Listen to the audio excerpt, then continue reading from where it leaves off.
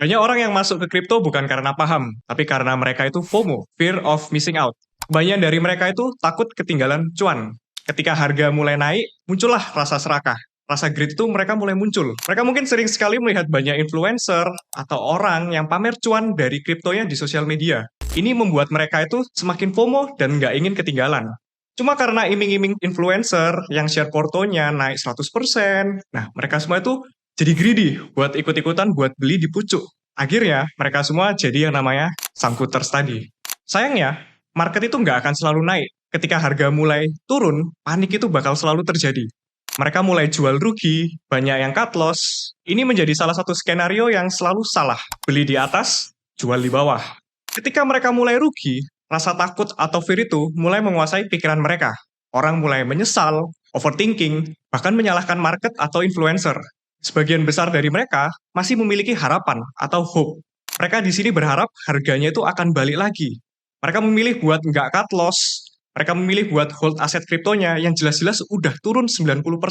Sebenarnya memiliki harapan atau hope itu baik. Tapi kalau nggak diiringi dengan logika dan analisa, itu semua bisa berubah menjadi jebakan. Banyak orang yang nggak sadar kalau sebenarnya mereka itu kejebak di yang namanya confirmation bias. Mereka hanya mau mencari info yang membenarkan keputusan mereka. Contohnya ada orang yang membeli aset kripto A. Dia akan mendengarkan teman-teman ataupun influencer yang hanya menyatakan bahwa aset tersebut bakalan naik.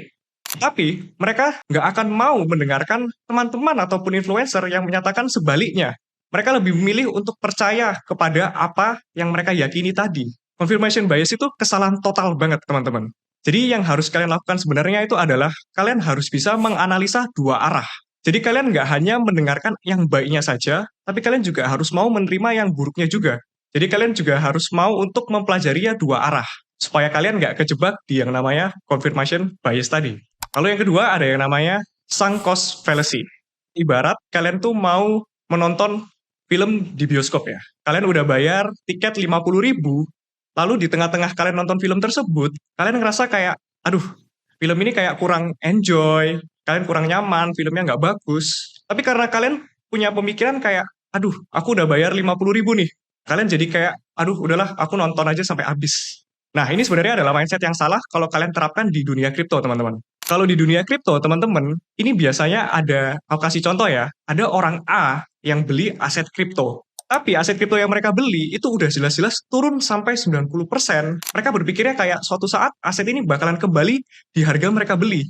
Tapi nyatanya teman-teman, itu semua nggak seperti itu. Kalau kalian lihat lebih jauh, banyak aset kripto yang ketika udah turun, nggak balik ke harga semulanya. Nggak balik ke harga ketika mereka beli, atau bahkan nggak balik ke harga di awal mereka listing. Kalian jangan sampai punya mindset sunk cost fallacy tadi. Dan selanjutnya, yang paling terakhir dan berbahaya, itu namanya herd mentality.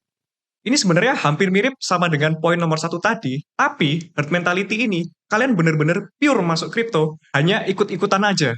Herd mentality ini, contohnya kalau di dunia kripto adalah, ketika ada orang A atau influencer A beli aset kripto A, kalian otomatis ikutan buat beli. Padahal kalian itu sebenarnya nggak tahu apa yang kalian beli. Jadi ketika mereka jualan, kalian otomatis ikutan jualan nih. Nah, sebenarnya ini salah total, teman-teman. Alangkah baiknya, kalian itu at least tahu aset kripto apa yang kalian beli.